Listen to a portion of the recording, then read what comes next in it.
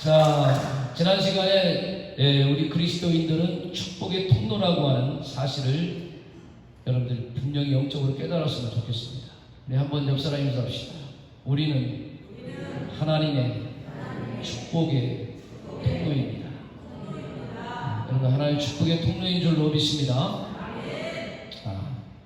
근데 축복의 통로가 되기까지는 많은 세월이 걸립니다. 그리고 축복의 통로가 된다는 것을 깨닫는 것도 되게 오래 걸립니다. 그리고 축복할 수 있는 성장과 성숙이 있을 때 하나님이 축복할 수 있는 능력도 주십니다. 저는 우리 소망재단이 남들을 축복할 수 있는 능력을 하나님으로부터 공급받았으면 좋겠습니다. 하나님의 능력을 여러분들이 덧입어서 그 하나님 주신 축복을 많은 사람들에게 흘려내보내는 거룩한 통로가 될 수 있기를 주의 이름으로 축원합니다. 47장에 제가 19절까지 여러분들 나름대로 해석해 드렸습니다. 오늘은 여러분 20절부터 두 가지 정도 말씀을 드리고 말씀을 마치려고 합니다. 가장 중요한 것은 여러분 요셉 하면은 제가 볼 때는 이 세상에서 가장 청지기적인 사명을 가장 잘했다, 이걸 해석하고 싶어요. 어떻게 보면 하나님께서 우주 만물을 창조하시고 이 우주 만물을 잘 관리하도록 모든 사람에게 청지기적 사명을 주셨습니다. 청지기가 어떻게 하느냐에 따라서 시대가 살고 역사가 살고 가정이 세워지고 가정이 무너지기도 합니다. 우리나라의 관리를 잘하는 대통령이 청지기직을 잘 감당할 때에 이 나라 민족이 삽니다. 요셉은 이 청지기적인 사명을 누구로부터 공급받느냐면 하나님으로부터 공급을 받습니다. 여러분, 여러분들이 주시는 모든 그 청지기적인 요소들이 하나님을 믿음으로 여러분들에게 채워지는 역사가 있기를 주의 이름으로 축복합니다. 요셉의 내적인 가장 중요한 모습 중에 하나는 성결과 성실입니다. 성결과 성실. 모든 그리스도인들은 성결과 성실이라고 하는 이 영적, 내면적 이 보이지 않는 이 모습들이 형성이 되어야 됩니다. 어디를 가든지 간에 깨끗해야 되고요. 어디를 가든지 간에 정직해야 되고요.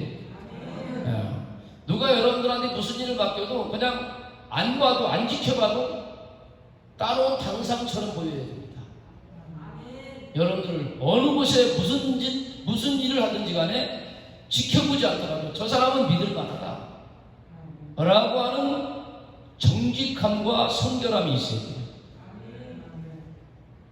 요셉이 바로 그러한 인생을 살았습니다. 제가 초반에 요셉을 이야기할 때 요셉의 이야기를 고진감래로 해석하면 안 된다고 했어요. 고생 끝에 낙이 온다라고 하는 것은 세상 사람들이 말하는 거고 우리 그리스도인들은 그러한 영적 의미를 갖지 않습니다. 고진감래가 아니라 뭐냐면은 하나님의 철저한 개입하심과 인도하심이라고 하는 사실들을 깨닫는 거예요. 그래서 요셉은 항상 뭐냐면은 그의 내면을 깨끗하기 위해서 몸부림쳤습니다. 여러분, 그리스도인들의 내면의 깨끗함은 두 가지 영성훈련이에요. 첫 번째는 뭐냐면 말씀을 통해서 내 영혼을 조명받는 겁니다. 말씀을 통해서 나를 깨끗하게 조명받는 거예요. 두 번째는 내가 조명받았는데 그렇게 살 수 있는 능력이 없는 거예요. 말씀대로 살아갈 수 있는 능력이 없는 거예요. 그래서 뭐 하냐면 기도를 하는 겁니다. 주님, 이러한 정말 신실한 삶을 살 수 있는 능력 있는 사람이 되게 해달라고 뭐 하는 거예요? 하나님 앞에 기도하는 겁니다. 그래서 주의 성령의 도우심을 통해서 이러한 삶을 살 수 있는 능력을 얻게 되는 겁니다. 그렇게 살게 되니까 뭐예요? 삶의 외적인 내용들이 다른 사람들에게 비춰질 때 아름답게 보이는 겁니다. 여러분들의 삶이 내면이 위적으로 투영되어 나타날 때에 다른 사람들이 볼 때, 여러분들이 볼 때 참 저 사람은 신실하다, 저 사람은 참 정직하다, 성실하다, 깨끗하다라고 하는 그러한 이야기를 들어야 됩니다. 그렇게 돼야 여러분들에게 뭐예요? 모든 일들을 맡기게 되는 거죠. 할렐루야. 그리고 그것을 사람들로부터 인정받을 뿐만 아니라 누구한테 인정받는 거예요? 하나님으로부터 인정받는 거예요. 여러분들의 삶을 하나님으로부터 인정받기를 주의 이름으로 축복합니다. 그러면 하나님이 함께 따라가십니다. 그의 인생 속에 하나님이 함께 하십니다. 하나님의 꿈과 말씀을 담아서 그를 통로로 삼으셔서 주의 뜻을 이루려고 하십니다. 그러니까 가는 곳마다 뭐예요? 하나님이 지지하시고 동의하시죠. 가는 곳마다 잘 되는 역사가 있거든요. 우리가 역사하면서 합시다. 당신이 가는 곳마다 하나님이 함께 하심으로 잘 되는 역사가 있기를 바랍니다. 겸손한 사람은 이 사실을 아는 사람이에요. 교만한 사람은 이 사실을 아직도 모르는 사람입니다. 내가 할 수 있다고 생각합니다. 하나님이 하셔야 된다는 사실을 깨달은 사람이 겸손한 사람입니다. 늘 겸손한 마음으로 누구한테 구하는 거예요? 하나님 앞에 구하게 되는 거예요. 이게 영적 원리입니다. 원리. 그래서 요셉이 이러한 신실한 삶을 통해 가지고 인정받잖아요. 인정받으니까 왕이 자기의 모든 것을 누구한테 다 맡기죠. 하나님이 비전과 꿈을 주십니다. 하나님의 꿈은 사람이 해석할 수가 없어요. 하나님의 꿈은 성령 충만한 자가, 하나님이 함께하는 자가 해석할 수 있어요. 그 꿈을 잘 해석해 주니까 여러분, 바로가 자기가 왕이지만, 내가 왕이지만 실질적인 왕인 너다라고 하면서 모든 것을 다 맡겨주는 거예요. 역시 맡겨주니까 내공이 쌓여있는 요셉은 자기 청지기적인 사명을 아주 충실하게 감당합니다. 최선을 다해서 감당합니다. 하나님 말씀대로 하니까 그 일들이 이루어지는 거죠. 할렐루야. 그 일들이 꿈대로 그대로 이루어지는 거죠. 쉬운 거죠. 주님과 교제하는 사람은 삶이 쉽습니다. 왜? 시키는 대로 하기 때문에 그런 거예요. 주님이 주시는 지혜대로 하는 거기 때문에 그렇습니다. 할렐루야. 해석한 대로 뭐예요? 주변 풍경 잘 관리하면 되는 거예요. 청지기는 잘 관리하는 거예요. 할렐루야. 시간 관리 잘하죠. 물질 관리 잘하죠. 인맥 관리 잘하죠. 저는 그리스도인들이 이러한 것을 터득해야 된다고 저는 분명히 믿습니다. 할렐루야. 관리자예요. 관리자. 그래서 자기에게 맡긴 사람들에게 그 맡긴 일들을 최선을 다해 충성을 다해가지고 그 일들을 남겨주는 겁니다. 주님이 맡겨준 일을 잘해서 주님께 영광의 기쁨을 남겨드릴 수 있는 저와 여러분들이 될 수 있기를 주의 이름으로 축복합니다. 그래서 이제 여러분 드디어 이제 14년의 역사를 하나님의 꿈을 해석해가지고 잘 마무리하고 있어요. 14년의 역사. 14년의 역사를 마무리를 잘합니다.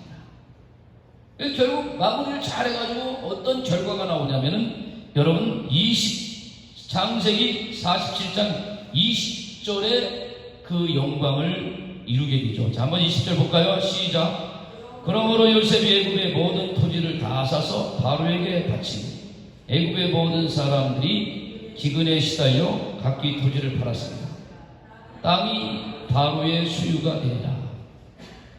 그래서 여러분들 애굽 역사상 청지기적인 사명을 잘한 요셉의 덕분으로 말미암아 애굽의 역사상 세계사 속에서 가장 강대국입니다. 이때 영토나 아니면 경제적이나 가장 강대국이죠. 여러분 하나님이 말이에요. 애굽 요셉을 통해 가지고 꿈을 바로의 꿈을 해석하게 만들음으로 말미암아 애굽이라는 나라를 대제국을 만들려고 이러한 역사를 이룬 것은 아니다. 우리가 잘 알다시피 여러분들 세상이 뭐 나라가 제국이 번성하고 나라가 막 확장되고 뭐 그것이 흠모할 만하고 야 저거 저거 대해서 내가 부러워하고 꿈꾸고 그런 의미가 여러분들 아니라는 거예요.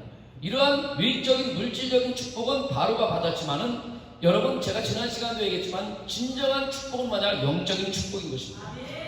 여러분들 물질적인 축복이나 이런 외적인 축복들은 잠시 없다 사라질 안개 같은 것들이지만은 영적인 축복은 여러분 영원한 것들이고 하나님이 함께하는 것들이고 세상의 그러한 바로가 받은 가치보다도 상상도 할 수 없는 생명의 가치라는 사실을 과연 그리스도인들이 깨닫느냐, 이게 중요하다는 겁니다. 눈에 보이지 않는 이 비가시적인 하나님이 허락한 이 엄청난 세계, 이 세계를 저는 소망교회가 볼 수 있기를 주의 이름으로 축복합니다. 이런 바로를 이렇게 영토를 확장시키고 제국을 만드는 이유가 있죠. 하나님 계획이 있는 거죠. 결국은 뭐냐, 이 세상 제국을 통해서 하나님의 나라를 이루려는 것이 아니라 이 제국을 이용하셔서 하나님의 뜻을 이루려고 하는 하나님의 계획을 그리스도인들은 말씀을 통해서 보아야 된다는 것입니다.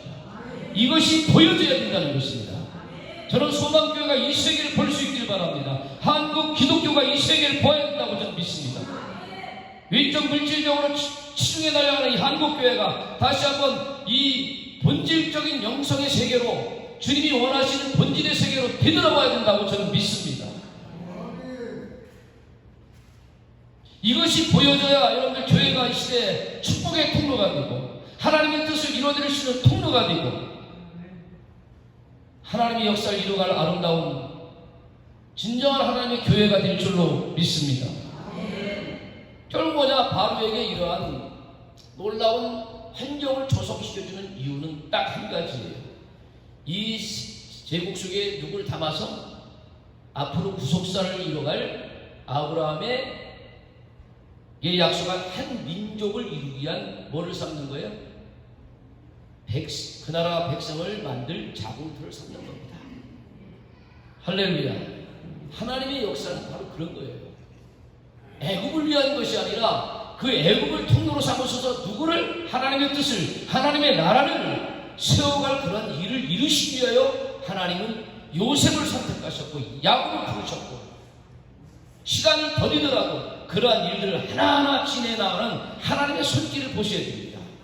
여러분들 택하시고 부르셔서 여러분들 통로로 삼으셔서 하나님의 꿈을 담아주시고 그 일을 하나하나 이루어가시는 하나님의 손길을 오늘 저와 여러분들이 만주셔야 됩니다. 그것을 위해서 여러분들이 깨어서 기도하고, 하나님, 나를 통해서 이 시대 가운데 속에 당신의 나라와 구속사를 써갈 일들을 이루시기에 나를 왜 불러주셨습니까? 나에게 어떠한 일을 주셨습니까? 라고 하는 것을 여러분들이 기도하셔야 된다는 겁니다. 할렐루야. 그거죠, 여러분들. 세상의 번성과 제국의 번영을 위한 목적이 아니라고 하는 사실들을 오늘 성경을 통해서 우리는 전체적인 이 통으로 보는 성경 역사를 통해서 진정한 의미를 저와 여러분들이 발견하셔야 된다. 그래서 이 일을 위해서 이 역사를 위해서 요셉을 이용하셨고, 요셉은 하나님 앞에 성결과 성실함으로 바로 서서 주님의 뜻을 바로 알고 그것을 하나하나 뭐예요? 진행해 나가는 거예요. 진행해 나가다가 어디 앞에 서는 거예요? 나중에 주님 앞에 서는 것입니다. 할렐루야. 오늘 또 보면 이제 여러분 드디어 몇 년이 지나가요? 좋은 시간도 지나가고요, 나쁜 시간도 지나가요. 시간은 흘러서 주님의 뜻을 위해서 이루어져 간다는 사실들을 저희들이 아셔야 됩니다. 제가 지난번 고난의 시간들은 여러분들에게 이미 이야기했기 때문에 더 이상 반복해서 말씀을 안 드립니다. 그래서 좋은 풍년의 7년도 지나고, 그리고 그냥 정말 힘든 7년의 흉년도 지나갑니다. 그리고 지나고 나서 이제 15년째 뒤를 해도 이제 이 모든 관리를 하고, 땅이 누구 소유에 되는 거예요? 바로의 소유가 되죠. 백성들에게 뭐를? 토지를 나눠줍니다. 그래서 5분의 1은 누구한테 바치고, 바로에게 바치고 5분의 4는 너희와 너희 자녀들과 너희 하는 모든 사람들에게 쓰라고 그렇게 하는 거죠. 어떻게 보면 오늘날의 어떤 그 세금의 형식과 거의 비슷하지 않을까 하는 생각을 해봅니다. 옛날에 우리 어렸을 때는 도지라는 것이 있었죠. 도지, 그죠? 저희들도 그 우리 집이 가난해가지고 도지를 이렇게 얻어서 이제 농사짓고, 그러니 얼마나 힘들게 살았겠어요. 대농들은 뭐 아주 부자가 됐고, 우리도 도지를 얻어서 사는데 그때 당시 농사 짓는 사람이 삽을 먹고 많은 데는 이를 먹고요. 팔은 누가 가져갔어? 땅 주인이 가져갔어. 그러니까 한마디로 말하면은 가난한 사람들은 뭐예요? 더 살 수가 없는 거예요. 한번 열사나서 합시다. 가난한 사람들은 하나님이 편들어 주십니다. 이걸 여러분들이 아셔야 돼요. 그래서 하나님이 도리어 누구의 하나님보다는, 이걸 잘못 해석하면 여러분 오해하지 마세요. 하나님과 함께하는 모든 사람들이 하나님 편이지만, 그래도 여러분들 가난한 사람들이 하나님과 더 가까이 갈 수 있다고 성경은 증언하고 있습니다. 그래서 부자는 뭐라고요? 낙타가 천국에 들어가는데 바늘기 들어가는 것보다 어렵다라고 표현할 정도로 그렇게 이야기를 해주고 있습니다. 여러분, 우리 한번 따라서 합시다. 부자가 되어도 멋있는 부자가 됩시다. 할렐루야. 주님이 여러분들에게 물질을 허락하셔서 부유함을 드렸는데, 그 부유함을 통해서 하나님의 사랑을 나타내는 거룩한 통로가 될 수 있기를 주의 이름으로 축복합니다. 아멘. 여러분들 이제 14년의 과정을 지고 15년 때부터는 그들이 농사를 져서 다시 한번 식량의 고통으로부터 그들이 해방받을 수 있었는데, 이 사명을 누가 잘하는 거예요? 바로 요셉이 청지기적인 사명을 잘 감당하고 있는 것을 볼 수가 있습니다. 저는 요즘 이렇게 대한민국을 바라보면서 우리나라 백성들이 참 똑똑하다, 그리고 지독한 이기주의에 빠졌다라는 생각을 갈수록 갖게 됩니다. 정말 여러분, 대한민국을 위해서 기도해 주시기 바랍니다. 여러분들, 자기 소리들이 강한 것은 중요하지만 공동체를 위한 소리가 정말 제대로 나오는가 라는 이야기들에 대해서 다시 한번 깊게 기도하고 나갈 수 있기를 주의 이름으로 축복합니다. 함께 더불어 우리가 대한민국의 공동체라는 것을 하나님으로부터 받았는데, 이 공동체가 수많은 갈등과 아픔으로 치닫지 말고 서로 상대적 박탈감에 빠져서 사람들로부터 상처받지 않고 함께 더불어 잘 살 수 있는 민족으로 갈 수 있기를 원하는 마음을 가지고 여러분들, 이 교회가 이 사명을 잘 해야 될 거라고 저는 분명히 믿습니다. 깨어서 기도하시고 이러한 환상과 비전과 꿈을 요셉처럼 청지기적인 사명을 잘 감당하는 민족이 될 수 있게 해달라고 다시 한번 깨어 기도했으면 좋겠습니다. 한번 우리 옆 사람에서 합시다. 청지기 관리 잘 하셔서 시대도 살리고 사람도 살리고 먹을 것도 제대로 나눠주고 하는 그런 아름다운 일들이 일어났으면 좋겠습니다. 자, 아무튼 그 다음에 이제 우리가 이 청지기 사명을 참 잘하고 나서 두 번째 여러분들이 또 생각해야 될 게 뭐냐면은, 저는 여러분들 이 세상에서 뭐 잘 먹고 뭐 배우고 명예가 있고 권세가 있고 이러한 것들은 잠시 거쳐가는 것들이에요. 이건 여러분들이 어떤 주신 사명 가운데 속에, 그것은 여러분들이 잘 성령의 감동을 통해서 말씀의 은혜를 통해서 잘 감당하다 가면 되는데, 한 가지 놓치지 말아야 될 것들이 하나 있다는 하나님의 뜻입니다. 하나님이 진정으로 원하는 것이 무엇인지를 이루어드리는 통로로서 살다 갔으면 좋겠다는 거예요. 네. 자, 오늘 또 보면은 지난 시간도 우리가 잠깐 언급했지만은 야곱이 어느 날 눈이 활짝 열려집니다. 영안이 열려지는 거죠, 영안이. 네. 그동안에는 뭐예요? 육신적인 모습이 그에게는 너무나 강했다는 겁니다. 그러나 어느 날 한순간에 이 야곱이 그냥 눈이 번쩍 뜨이는 거죠. 여러분들, 저는 죽을 때도 여러분들이 잘 기도하면서 죽어야 된다고. 죽을 때 여러분들 영이 더 맑아지시기 바랍니다. 육신은 날마다 쇠해지고 육적인 눈이 어두워질지라도, 육적인 귀는 어두워질지라도 마지막에는 더욱더 영적인 귀가 열려지고요, 영적인 눈이 더 활짝 열려졌으면 좋겠습니다. 야곱의 마지막 영성은요, 이 147년의 인생을 살아가면서 말년에 더 깊은 깨달음이 옵니다.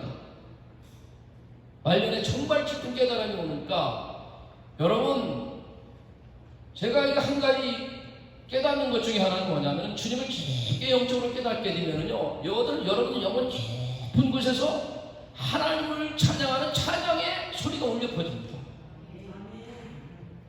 오늘 여기 147, 이 마지막 절 한번 봅시다. 47장 마지막 절 31절에 보면은 그런 이야기를 해요. 자, 침상머리에서 뭐라고 하는 거예요? 하나님께 경배한다는 거예요. 침상머리에서. 바로 이 침상머리라고 하는 것은 임종 직전입니다. 임종 직전. 죽음 앞에서 누굴 찬양하는 거예요? 하나님을 경배하는 거예요. 여러분들, 하나님의 경배가 그냥 되지 않아요. 진정한 경배는 하나님의 은혜를 정말 많이 느끼고 만지고 깨달았을 때 이 영혼 깊은 곳에서 흘러나오는 그 진정한 찬양이거든요. 이 진정한 경배가, 저는 여러분들 마지막 침상 끝에 속에서도 이게 나오는 역사가 있어야 된다는 거예요. 이것이 만져져야 된다는 겁니다. 이게 만져지는 건 뭐냐면 주님의 진정한 뜻을 발견했을 때 이 사실이 나온다는 거예요. 여러분, 야곱이 얼마나 지렁이 같았습니까? 사실 야곱은 영적으로도 어마어마한 세계를 체험을 했어요. 야곱만큼 또 영적으로 하나님을 만나는 체험을 한 사람이 그렇게 성경에 많지 않습니다. 매 순간 여러분, 축복권을 갖고 도망가다 베델에서 누굴 만나요? 자기의 임하신 하나님을 만납니다. 은혜의 사닥다리를 경험합니다. 근데 야곱이 무슨 표현을 했느냐면은, 내가 아브라함의 하나님도 알고 아버지 이삭의 하나님도 알지만은 이제야 비로소 내가 하나님이 나의 하나님을 알았다라고 할 정도까지 하나님을 기나게 체험합니다. 그리고 여러분들, 라반의 집에 가서 유전자 합도 여러분들 초월하는 뭐를 받아요? 물질적인 축복도 받습니다. 그리고 여러분들 또 가장 인생살이 중에서 어려운 넘사벽이었던 에서 앞에서도 여러분들 야코보 강가에서 분리엘의 사건을 통해 가지고 여러분들 큰 이름이 바뀌는 역사가 나타나기도 하잖아요. 여러분들 하나님의 낯을 보는 자마다 산 사람이 없어요. 하나님의 얼굴을 보는 사람은 다 죽습니다. 여러분들이 이 육신적인 모습을 가지고 하나님을 어떤 누구도 볼 수가 없어요. 그런데도 불구하고 야곱이 그런 표현을 합니다. 내가 하나님을 낯을 보고도 내가 살았다. 내가 살았다라고 할 정도로 누구를 본 사람이에요? 하나님의 낯을 본 사람이 야곱이었단 말이에요. 그럼에도 불구하고 매 순간 자녀를 영적으로 사랑하지 않고 애정적으로 사랑하는 수많은 일들을 통해서 하나님의 뜻과 꿈을 지연시킨 사람이 누구냐고? 야곱이었어요. 육신이 너무나 강해서 하나님을 이긴 사람이었어요. 하나님이 야곱을 통해서 이스라엘 민족을 통해 가지고 당신의 뜻과 나라를 세워가려고 했는데도 워낙 강하니까 뭐예요? 하나님이 그를 자유롭게 사용할 수 있는 그런 존재가 아니었습니다. 저는 오늘 소망재단에 여러분들이 하나님에 의해서 수월하게 사용되어지는 그러한 영적으로 이렇게 확 하나님 앞에 다름받아서 온전한 존재로 세워진 존재로 세워지길 바랍니다. 여러분, 얼마나 에서를 만나서 여러분들 그 문제를 하나님의 영광 중에 해결받고 나가지고요, 베델로 올라가야 되는데도 불구하고 세겜 땅으로 들어가서 자기 딸 누가 디나가 세겜 족속들에게 여러분들 강간을 당하고, 그리고 레이와 시몬에 의해 가지고 여러분들 뭡니까? 할례를 이용해 가지고 그 나라 백성, 그 나라 자녀들 다 죽이고 하나님의 거룩한 도구를 담아 가지고 엉뚱한 짓 하는 것으로 말미암아 그 야곱 일가가 전부 다 몰살당할 위기 가운데 속에서도 하나님의 은혜로 여러분들 그 세계 민족의 백성들의 눈을 어둡게 하고 귀를 어둡게 만들어서 피하게 만드시는 하나님의 영광스러운 일들을 다 경험했는데도 불구하고 뭐냐면 야곱은 여전히 더디.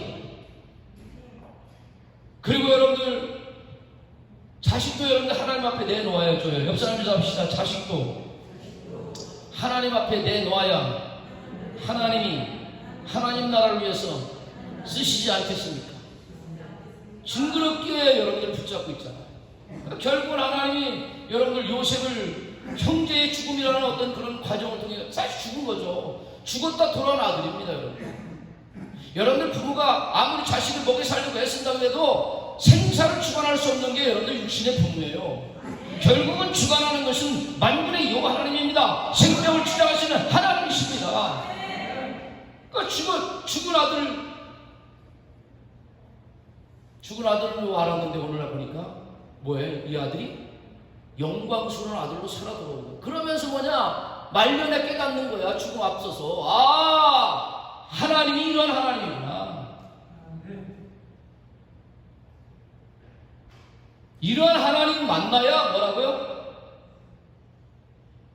맡기는 거예요, 여러분. 주에게. 여러분들 진정한 믿음은 따라갑시다. 나의 모든 것을 주님에게 맡기고 주님의 뜻대로 하옵소서. 주님의 인도함 받는 삶을 사는 것이죠. 할렐루야. 놀랍잖아요, 여러분. 그래서 오늘도 보면은 야곱이 이 비밀한 사실을 이제야 깨닫고 뭐냐? 이 유언을 남기는 거예요, 여러분. 유언. 우리 한번 옆 사람을 잡시다. 죽을 때 자식들에게 거룩한 유언을 남깁시다. 정말 진정한 하나님 뜻을 위한 거룩한 유언을 할 수 있는 영안이 열려지길 바라요. 용기가 열려지길 바라요.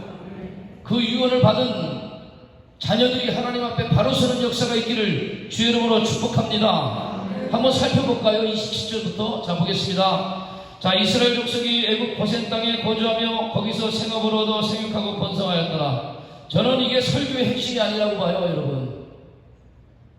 여러분들은 이것을 만질지 모르지만은 저는 이것은 부수적인 거에 불과한 겁니다.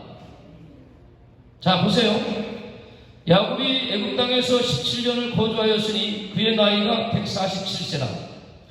이스라엘이 죽을 날이 가까우며 그의 아들 요셉을 불러 그에게 이르되 이제 내가 네게 은혜를 입었거든 청하노니 내 손을 내 허벅지 아래 넣고 인애와 성실함으로 내게 행하여 애굽의 나를 장사하지 아니하도록 하라. 잘 들으세요, 여러분. 여러분, 지금 여러분이 장례식으로 보면은요, 장례식으로 보면은 아마 어마어마하게 화려하게 해줬을 겁니다. 왜냐하면 지금 실질적으로 애굽의 제1인자는 누구예요? 요셉이거든요. 근데 요셉의 아버지. 여러분 그러잖아요. 장례식에는 누구 손님이 많이 온다고 그래요? 자식 손님이 많이 온다고 하잖아요. 그죠? 결혼식에는 누구 손님이 많이 온다고 그래요? 부모 손님이 많이 온다고 하잖아요, 여러분. 손님 보는 거 보면서 여러분들, 그 사람이 막 그냥 인생을 평가하기도 우리가 많이 하지 않습니까? 그러나 여러분, 하나님의 사람들은 이러한 세상적인 어떤 가치와 기준을 따지는 것이 아니라는 사실들을 저희들이 아셔야 된다는 거예요. 오늘 교회가 세속화돼가지고 교인들조차도 자꾸 세상적인 가치와 세속화를 따라서 그 사람의 인생과 그의 삶을 평가하는데 전혀 그렇지 않다는 사실, 저는 기독교인들이 깨달았으면 좋겠습니다. 할렐루야. 영화로운 장례식을 여러분들 삼아서 그래, 네가 여기서 참 은혜 가운데 잘 살아가고 네가 이 땅에 있는데 나도 영광스러운 그 장례식마저도 내가 참여하고 내 무덤을 아마 잘 만들어줄 거 아니냐고, 여러분. 여러분 외국에 가면 피라미드 한번 보세요. 피라미드. 여러분들 세상 사람들은 그 영혼에 대한 두려움이 있기 때문에 장례식에 대한 어떤 그런 것들을 화려하게 만듭니다, 여러분. 뭔 말인지 이해하세요? 그러나 하나님을 믿는 사람들은 영생이 누구한테 있는 거야? 하나님 앞에 있는 거예요. 부활의 비밀을 알기 때문에 이 땅 속에 어떤 장례식에 대한 어떤 화려함을 여러분 초탈한 게 누구라고? 그리스도인이에요. 우리가 따라서 합시다. 무덤은 죽은 자들이 들어가는 곳이에요. 그리고 예수님도 무슨 무덤이에요? 빈 무덤이에요. 예수님은 그 만왕의 왕 되신 예수, 하나님이 신자적은 자기 무덤이 없었어요. 무덤을 빌려줬습니다. 빌려줘도 소용이 없죠. 왜? 조만간 뭐 하시기 때문에? 살아날 것이기 때문에. 여러분, 우리 그리스도인들은 무덤이 필요 없는 존재가 그리스도인이라는 사실을 저희 아셔야 됩니다.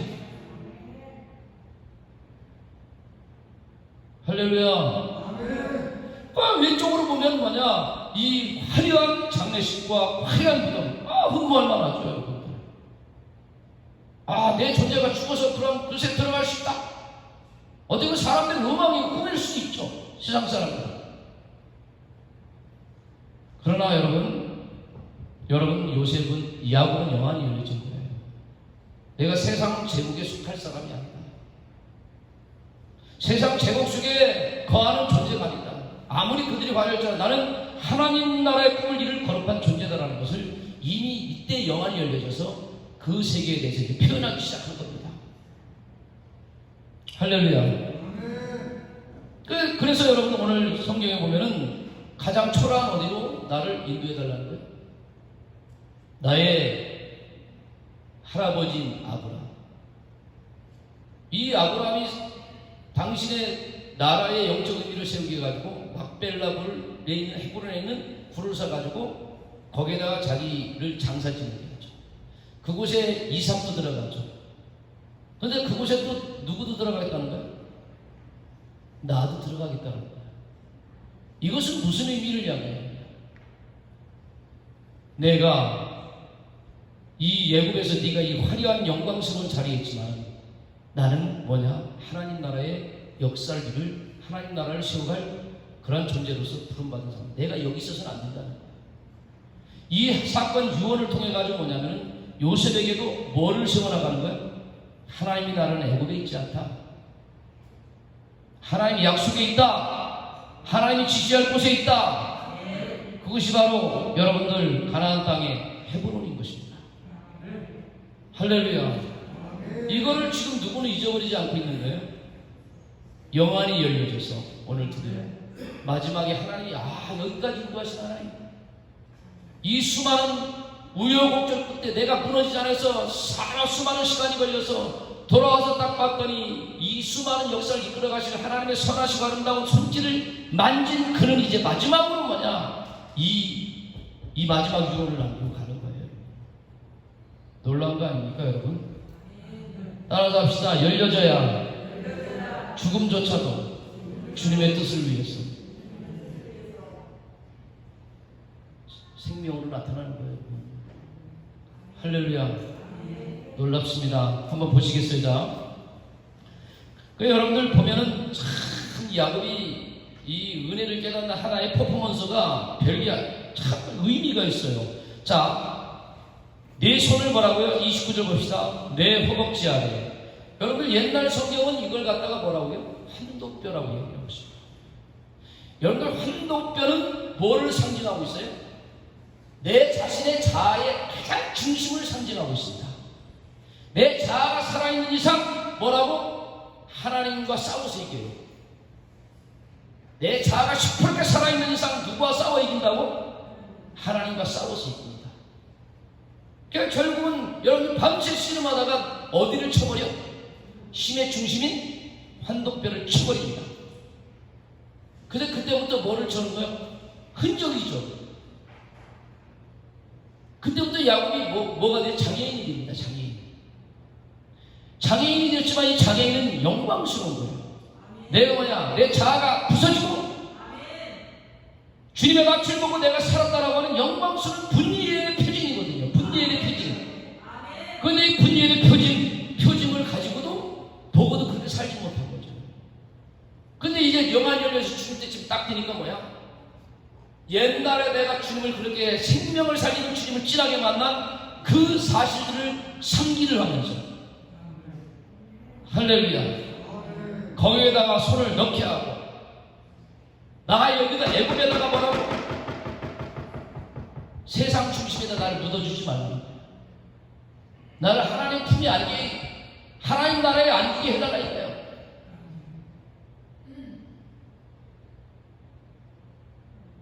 오늘날 물질 사이로 변제되고 세상의 가치를 향해 추구나가는 이 시대 가운데 속에 정말 영적인 비밀한 세계가 뭔지를 저는 이 말씀을 통해서 한국교회가 깨달아야 된다고 저는 믿습니다.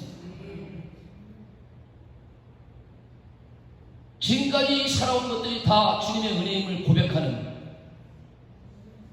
영적인 진실함에 우리가 들어갔을 때 우리는 겸손해질 것이고 하나님 앞에 신실하게 서는 역사가 나타나게 될 줄로 믿습니다.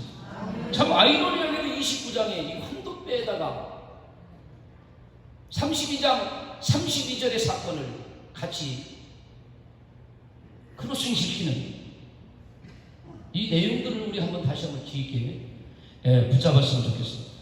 그러면서 뭐냐, 내가 애굽의 나를 장사하지 아니하더라고. 계속 몇 번이나 뭐예요? 누구한테?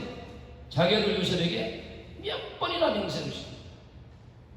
혹시 이 무덤을 애굽에다가 화려하게 장사될까봐 몇 번이나 맹세를 시킵니다. 여러분, 이 환두뼈 사이에는 환두뼈는 뭐냐면은 여러분들 그 엄치하고요 넓적다리로 연결되는 그 뼈를 이야기해요. 남성에게서는 생명을 낳는 중요한 부분들입니다. 그리고 거기에다 손을 넣는다는 것은 깊은 심리를 상징합니다. 그리고 그분의 뭐를 인정하는 거예요? 권위를 인정해 주는 거예요. 그러니까 내가 정말 생명을 다했어. 아멘. 그리고 나를 정말 신뢰하고 나의 권위를 인정하고 이 일들은 반드시 뭐라고? 행해라는 거예요.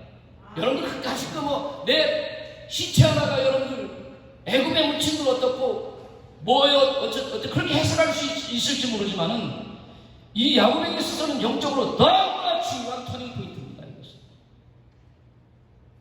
헤브론에 하나님은 여러분 따라서 합시다.